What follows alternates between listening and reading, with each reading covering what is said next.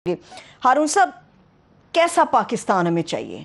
Long मार्च वाला चाहिए, इल्ज़ामात वाला चाहिए, गंदी ज़ुबान वाला पाकिस्तान चाहिए, या वो पाकिस्तान चाहिए जिसका ख्वाब अल्लामा इकबाल ने देखा और कायद आज़म उसकी ताबीर करके? देखिए, एक आदमी था कार्ल मार्क्स, जिसके फ़लसफ़े पे 70 बरस तक रूस में सोशलिज्म नाफज रहा, चीन में नाफज रहा, और जो 79 में सर्वे हो रहे थे वो अमेरिकन पब्लिक ओपिनियन कहती थी कि socialism is an expanding phenomena, socialism दुनिया में फैलता जाएगा।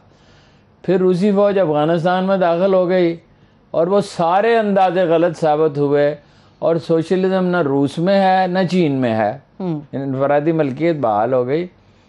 उसकी दो थ्योरीज हैं ज़बरदस्त। था तो वो मतलब इतना बड़ा आदमी था कि हिस्ट्री को उसने इन्फ्लुएंस किया है। एक ये क्लासेस का तस्वर वाज़े नहीं था, यानी गरीब बिल्कुल मफलूकुल हाल तबका और मिडिल क्लास और उमरा रऊसा, हाँ जी, मालदार जरदार। और दूसरा उसने एक बड़ी अहम बात कही थी कि कंट्राडिक्शंस उस वक्त रिजॉल्व होती हैं जब वो शार्प हो जाएं, जब तजादात अपनी इंतहा पे पहुँचें तो फिर उन्हें ख़त्म होना होता है। ये वक्त आ गया है जब पाकिस्तान के मुस्तकबिल का फ़ैसला हो जाएगा कि ये राना सनाउल्लाह के रास्ते पे चलेगा, अच्छा, या किसी और रास्ते पे चलेगा। ठीक है, ये ज़रूरी नहीं है कि इमरान खान के बताए हुए रास्ते पे चले और इमरान खान इस मुल्क को गवर्न करें 10 साल 20 साल, ये लाजमी नहीं है। लेकिन मेरा ये ख्याल है कि नवाज शरीफ ख़ानदान और जरदारी ख़ानदान और मौलाना फजलुर रहमान के मुकद्दर का फ़ैसला हो जाएगा, इसे एक और चंद महीनों में हो जाएगा। ठीक है जी। ये जिस चीज़ को फ़ैसला कुन मरहला लोग समझ रहे हैं, ये फ़ैसला कुन मरहला नहीं है। मेरे ख्याल में ये एक अबूरी अरसा है।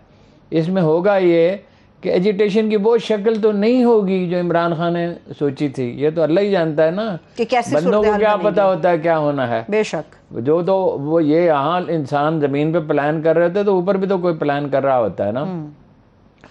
आप किसी फरिश्ते ने मेजर साहब से कहा, मॉडल टाउन में एक फरिश्ते ने उसके जहन में दिमाग में डाला, और ये फरिश्ता मैं कोई इशारतन नहीं कह रहा हूँ, ये कौल रसूल मुबारक है सल्लल्लाहु अलैहि वसल्लम, कि एक फरिश्ता आदमी की तरफ वही करता है और एक शैतान आदमी की तरफ वही करता है। दो तरह के ख्यालात इंसानी जहन में आते हैं। कभी आपको तफसील इसकी बताऊंगा। इस पर 30 बरस तक रिसर्च हुई है कि इंसान सोचता नहीं है, इंसान के जहन में ख्याल बाहर से आता है। अच्छा ख्याल भी आता है, बुरा भी ख्याल आता है, ये भी ख्याल आता है नमाज पढ़ लूँ, ये भी ख्याल आता है कि अपना उस पर सोशल मीडिया पे फजूल चीज़ें देखता रहूँ। तो he has to make the decision. अब मेजर साहब के जहन को ये बताया गया कि ये चोर है, आपका घर चोरी, वो तो दूसरी मंजिल ख्याल ने बताया कि ये उस दिन में जो ख्याल डाला गया है ना, वो खुद थोड़ी आदमी सोचता है। उन्होंने गोली चला दी, वो मर गया है जी। इसका बहुत बड़ा इम्पैक्ट होने वाला है। वो बेशक उसको केस बनाने की कोशिश करे, केस बनता ही नहीं। शिया, सुन्नी, बरेलवी, वहाबी, हम्बली, शाफई, मालकी, जितनी फ़िक़ा हैं वो सब कहते हैं कि गर्दन बंदर आ जाए ना आदमी की, झांक रहा हो, ठीक है, तो तलवार से उसकी कोई गर्दन काट दे तो ये कोई जुर्म ही नहीं है। यानी अफसोस तो है, एक आदमी मर गया जाहिर है, और उसके बच्चे हैं, बच्चे यतीम हो गए, औरत बेवा हो गई, उस पर को अगर कोई खुश होता है तो वो तो पत्थर दिल आदमी है। लेकिन बात दूसरा वाक़या क्या हुआ कि अल्लामा इकबाल के घर में घुस गए। अल्लामा इकबाल के बहू का घर जो है, फ़र्ज़ कीजिए वो जिंदा होते, उन्होंने लंबी उम्र पाई होती, या मतलब उनका ज़माना जो है वो बाद में शुरू होता, और ये बदतरीन नज़ारा वो घर था ना। और उन्होंने अपना व्लॉग रात को 2:30 बजे कर दिया। 2 बजे वाक़या हुआ, जैसे ही वाक़या ख़त्म हुआ या 2:15 बजे उन्होंने, यास्मीन राशिद की एक तस्वीर है, एक वीडियो भी, डॉक्टर यास्मीन राशिद की वीडियो है जी। अच्छा, ये चीज़ें महव होने वाली नहीं हैं। एक मैंने आपको दिया था क्लिप जो आपने बताया चल नहीं सकता, कि उसकी क्वालिटी ठीक नहीं है। अच्छा, हर कहीं पुलिस वालों की वीडियो बनाई जा रही है और वो रोकते नहीं हैं, और लोगों में खौफ नाम की कोई चीज़ ही नहीं है। ये कैसे होता है? ये मैं इसको कई दफ़े एक्सप्लेन किया है कि मैंने अपनी आंखों से देखा कि ईरान में खौफ ख़त्म हो गया है। ईरान से ज़्यादा खौफ किसी मुल्क में नहीं था। रूस में खौफ ख़त्म हो गया और कम्युनिज्म ख़त्म हो गया। ठीक है, अफ़गानिस्तान में खौफ 2 दफ़ा ये हमने देखा कि रूसी आए, दुनिया की सबसे बड़ी वार मशीन थी उस वक्त वो, और वो मैकेनाइज्ड आर्मी थी और उन्हें छापा मार उन्हें मार डाला, मगर उन्हें दुनिया की हमायत हासिल थी। दूसरी दफ़ा वो तैनात है, एक सुपर पावर आई, अक़वाम मुत्तहिदा की सैंक्शन से आई और दुनिया भर के ताकतवर ममालिक उनके साथ थे और पड़ोसी ममालिक भी जो है वो मज़ाहमत के काबिल नहीं थे, पाकिस्तान समेत। और जनरल मुशर्रफ ने सरेंडर कर दिया। कोलन उसने लिखा है, कोलन पावल ने, मेरा ख्याल है कि जो कुछ हमने मांगा था उससे भी ज़्यादा दे दिया, सड़कों का किराया भी नहीं लिया, कोई मुतालबा किया ही नहीं, उनकी सब बातें मान ली, अपनी कोई बात ही नहीं की। तो वो क्या हुआ अपना अमेरिका के साथ? दुनिया की सबसे बड़ी वार मशीन जो है रूस तो सोवियत यूनियन तो टूट चुका था, उसके साथ क्या हुआ? वो पैदल चलने वाले 20-25-30 किलोमीटर रोज पैदल चलने वाले छापा मारों से हरा दिया और किस्सा पाक हो गया। सही। तो ये जो है जो खौफ दिलों से निकल गया, सिर्फ इसकी एजिटेशन की शक्ल बदल गई है। अब शहरों में मुजाहरे होंगे और 1-2 दिन आपको ऐसा लगेगा कि ये कमज़ोर पड़ गए हैं। बात यह है, राना सनाउल्लाह साहब जनरल डायर नहीं बन सकते, उनका ख्याल है कि वो बन सकते। मैं उनका ख्याल, वो जो मोहतरमा मरियम ने कहा कि इनको पता होना चाहिए था कि मुल्क का वज़ीर दाखिला इस वक्त कौन है। मरियम साहिबा को ये पता होना चाहिए कि इस दुनिया का एक मालिक है जिसने इसे पैदा किया है, जिसकी मर्जी के बगैर पत्ता हिलता नहीं है। ये फैसला उसने करना है जो इस दुनिया का मालिक है। दिल किस तरफ झुकते हैं ये फैसले आसमानों पे होते हैं, जमीन पे नहीं। बिलाशुबा। अब मरहलावार आते हैं। लॉन्ग मार्च, थोड़ी देर बाकी रह गई यार, 25 तारीख के शुरू होने में लॉन्ग मार्च शुरू हो जाएगा। मुझे ये बताइए, एक इल्ज़ाम गवर्नमेंट ये लगा रही है कि इन लोगों के पास असलहा है, डंडे हैं, आंसू गैस के 15,000 से ज़ायद इनके पास शेल हैं, ये एक खूनी लॉन्ग मार्च बनाना चाहते हैं। क्या वाकई ऐसी सूरत हाल है? बात ये है कि वो उसने तो बार बार कहा कि कोई तशद्दुद नहीं होगा, पुरअमन होगा। ठीक है, असला अगर मुझे नहीं पता असला है या नहीं है, क्योंकि जो सियासतदान हैं वो इतना हौलनाक मुबालगा करते हैं, उसमें वक्त चाहिए होता है तहकीक करने के लिए। अब मैं कहाँ से तहकीक करूँ इसकी कि उनके पास असला है या नहीं है। दूसरी बात यह है कि वो तो जस्टिस नासरा इकबाल के बारे में कह रहे हैं कि हम वहाँ असला लेने के लिए गए थे और गेट तोड़ के गए थे। जस्टिस नासरा इकबाल की 3 नस्लों को मैं जानता हूँ। अल्लामा इकबाल को भी मैं जानता हूँ।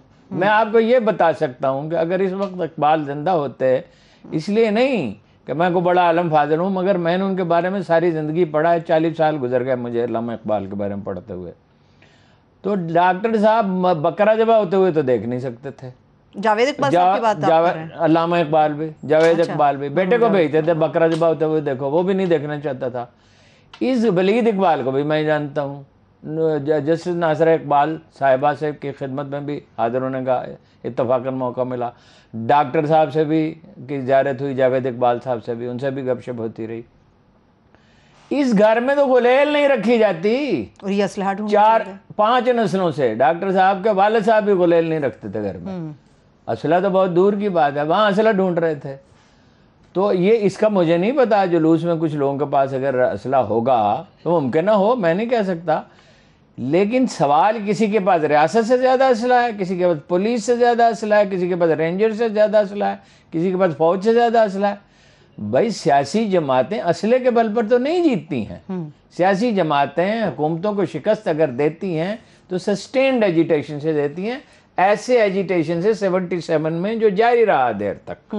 ठीक है, और वही पैटर्न है एक लिहाज से, इसलिए कि नवाज शरीफ साहब भी यही चाहते हैं और मौलाना फजलुर रहमान भी यही चाहते हैं। और याद रखें, ये है कम्बिनेशन एक अलग है, यानी उसके अंदर रहते हुए कि मार्शल लॉ लग जाए, मार्शल नहीं लग सकता। अच्छा, यानी कोशिश इधर से हो रही है। बिल्कुल वाज़ेह, इसमें हमें कोई शुबा ही नहीं है कि ये चाहते हैं कि इमरान खान से जान छूट जाए। चर्चा इस बात का है हारून साहब कि ये पूरी जो एजिटेशन है या पूरा लॉन्ग मार्च का सिनेरियो वो इसलिए है क्योंकि अमेरिका ने साजिश की, ठीक, मगर CNN को खान साहब इंटरव्यू देते हैं तो ये भी चर्चा है कि साजिश का लफ्ज जो है वो इस्तेमाल नहीं करते, मुदाखलत की बात करते। फिर पाकिस्तान के अंदर मीडिया में उसको दिखाया क्यों नहीं गया, ये भी सवालात उठ रहे हैं। उन्होंने साजिश की बात की। अच्छा, जरूरी नहीं होता कि वो लफ्ज इस्तेमाल किया जाए। मतलब मैं कहता हूँ यहाँ खाली बोतल पड़ी हो कि ये ले आओ, हैं जी, तो कहेंगे जी पानी तो इसने मांगा ही नहीं है, बोतल मंगी। भाई उन्होंने तो यहाँ तक कह दिया कि डोनाल्ड लू को बरतरफ करो। आप अंदाजा करें कि जैसे एक डिप्टी कमिश्नर किसी मुल्क के वजीर आजम से कहे वो आपने वजीर दाखिला को फारग करो, इसको तमीज नहीं है, इसको बरतरफ करो। इसका मतलब क्या है कि इस तरह की गुफ्तगू तो पाकिस्तानी सियासतदान ड्राइंग रूम में नहीं कर सकते जैसी उसने CNN पे की इंटरव्यू के लिए। अच्छा, यानी वो कॉन्स्टेंटली, अगर आप उसको देखें मुसलसल, तो वो अग्रेसिव है शुरू में थोड़ा सा, फिर और अग्रेसिव हो गया, फिर और अग्रेसिव हो गया, आखिर में उसने कहा वजीर नु तो कटो, इस चवड़ नु तो कटो। इधर अमेरिकी सफीर आया है, बाछियां उसकी खिली हुई हैं, और वो कहता है नाम उसका भी डोनाल्ड है। ये डोनाल्ड सारे पागल हैं, सारे ही पागल होंगे ना, है जी। कार्टून्स की हद तक ना आप जाएं। नहीं, वो बाछियां खिली हुई कह रहा है मैं बड़ा खुश हूँ, बड़ा पुरजोश हूँ। तो तुम किस बात पे खुश हो, किस बात पे पुरजोश हो? ये नहीं, पाकिस्तान को तुम्हारा सदर कह रहा है कि तुम्हारा नुमाइंदा कह रहा है कि ज़्यादा से ज़्यादा ये करेंगे कि माफ़ कर देंगे। हाँ। हम हमसे ये कह रहे हो, हम कोई अंधे हैं, कोई आमक हैं? हमें का आज़ाद, हमें पता नहीं है कि तुम चाहते हो इसराइल को मान लिया जाए। भाई इसराइल कैसे पाकिस्तानी पहुंच गया वफद, और एक चैनल पे नमूदार भी हो गए, और तुम हमसे कहते हो इंडिया की बालादस्ती तस्लीम करो, और तुम कहते हैं अपने स्ट्रेटेजिक पार्टनर को, चाइना को खुदा हाफिज कहो, उससे ताल्लुकात महदूद करो, CPEC को महदूद करो, यानी अपनी इबादत का बंदोबस्त जो है वो ख़त्म कर दो। और हम जानते हैं कि आखिर में तुम कहोगे कि अपना एटमी प्रोग्राम मंसूख कर दें, और ये इतने पैसे ले लें, और मतलब एक सिक्किम और भूटान बन के आप रहे, या वहां तक हमें रसाई दें, ये इनके मुतालबात है। ये हम जानते नहीं हैं, तो ये तो हो नहीं सकता। कोई कौम अपनी आज़ादी से थोड़ी दस्तबरदार हो सकती है। तो ये तो अभी सिचुएशन, अभी तो खेल शुरू हुआ है, खेल शुरू हुआ, भाई पार्टी नहीं है, ये खेल है। ये तो खेल शुरू है। जब अफगानिस्तान में रूसी आए थे तो मैं अफगानिस्तान पे काम कर रहा था, तो 2-3 साल हम लोगों के इतने ताने सुने, वो तुझे पागल हो, वो तुम लोगों का दिमाग चल गया है, कभी रूस भी वापस गया है। तो हम उसका हमेशा एक ही जवाब देते थे कि कभी अफगानिस्तान भी फतह हुआ है, हारून रशीद नहीं कर सका। तो ये क्या करेंगे? वो जितनी तारीख है तो हम उनको सुनाते थे टाइन बी का कॉल के मेसोपोटामिया यानी इराक में, और खरासान यानी अफगानिस्तान में। अब खरासान तो अफगानिस्तान ही रह गया ना, बाकी तो खरासान के कैरेक्टरिस्टिक ख़त्म हो गए। वैसे अब टिल मुल्तान पूरे इलाके को खरासान कहा जाता था, और ईरान का कुछ हिस्सा भी शामिल था। वो इसमें तो उसने टाइन बी ने कहा यहाँ कौमों की किस्मत के सितारे डूब जाते हैं, ब्लैक होल। उसने कहा ये ब्लैक होल है। ब्लैक होल होता है जहाँ सितारा जब दाखिल होता है तो वो राख बन जाता है। अच्छा, तो ये तो देखिए ना, ये तो अभी खेल शुरू हुआ है। अभी शादियाने बजाएंगे नून लीग वाले, और अभी हाँ अभी 1-2 दिन तो देखे ना, वो उस तरह तो प्लान इमरान खान का नहीं चल सकता ना, उस तरह बरूए कार तो नहीं आ सकता।